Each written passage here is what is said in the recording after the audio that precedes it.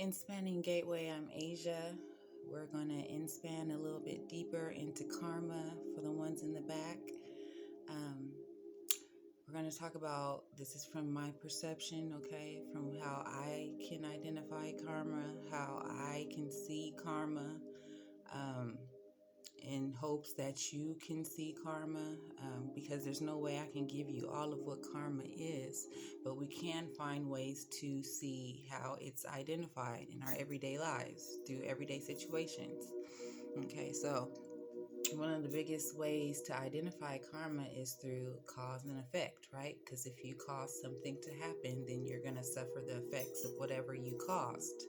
Okay, so that is a main way to identify karma, because it's on such a general basis, a general foundational principle of cause and effect. So we all can identify if we cause something, then we're going to suffer some type of consequences depending on the outcome or the conditions or ourselves, the spiritual realm, because there is different laws that govern karma and different entities, beings as well.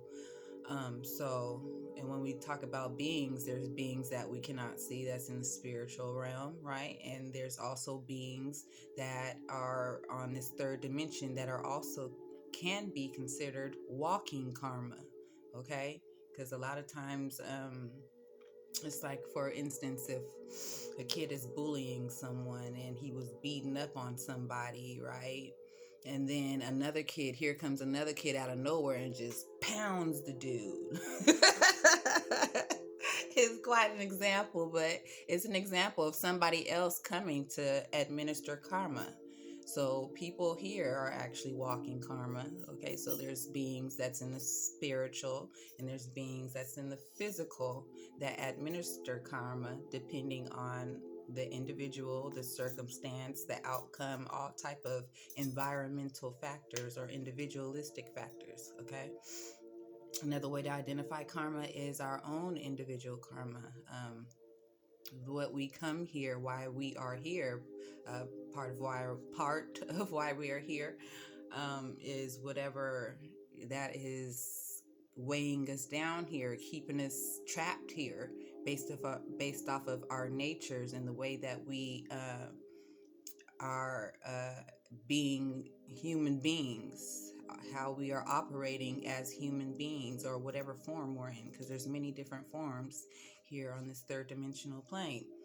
So we have our own individual things that we're supposed to, or we should maybe try to overcome while we're here, right? To lighten the load, to get enlightened, um, enlightened, okay? To lighten the load, the weight that's on the inside. A lot of us have a lot of weight on our hearts, things that we have done, things that have been done to us that we have not healed from, can become karma and baggage and weighing us down here, not only in weighing us down to this earth, to this physical dimension, but also weighing us down where we're not able to express our full selves. So if you have something that's weighing you down, then you're not going to be at your best, and that's also a sense of karma.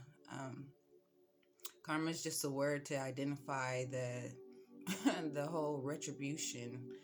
We can identify karma within ourselves too, in the way that we think, because a lot of us cause our own karma by the way that we think about things, the way that we feel about things. Um, and if we don't come to some type of reckoning to those things, then we can be held responsible for the outcome of those things by the way that we express ourselves, and those expressions can become a whole nother form of karma, depending on how we choose to express ourselves and the things we choose to participate in, um, because we are definitely responsible for our karma and trying not to inflict it on other people. But that's just the basis of the choices that we make. And then, because everybody makes mistakes, right? If you touch the hot stove, you're going to get burned. Um, and if you touch it again, you're going to get burned again. You feel me? So it's like, if we do, this is part Karma is the reason why, not reason why, but the way we can identify learning lessons, right? Is based off of previous cycles, previous experiences that we haven't learned from. So, a good way to identify our individual karma to go within is to think to ourselves, go through our own story about things that we, lessons that we still have yet to learn.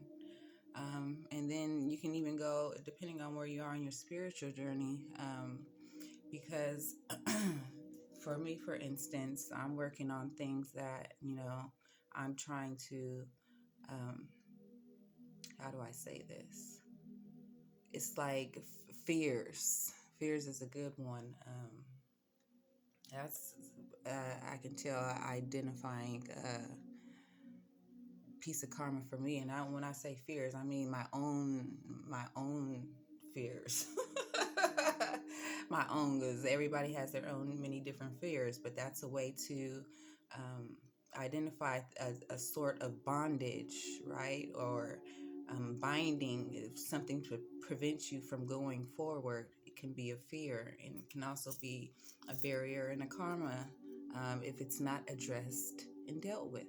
So I just gave you a few examples of karma. That's not all of karma. Of course not.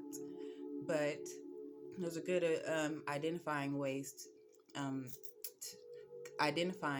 ways to see karma, and how to recognize it, especially if you're on your spiritual path or you're getting ready to, because of a lot of the things that when it's dealing with the spirit is the nature of karma and lessons, because this life is full of lessons. We are constantly learning till we are not here anymore. So we can say that that's a huge part of life, and dealing with lessons, karma, another word for lessons, um, is a good way to start getting in touch with your own self, because that's how you're gonna be able to build upon, is by healing the things that you have yet to reckon with.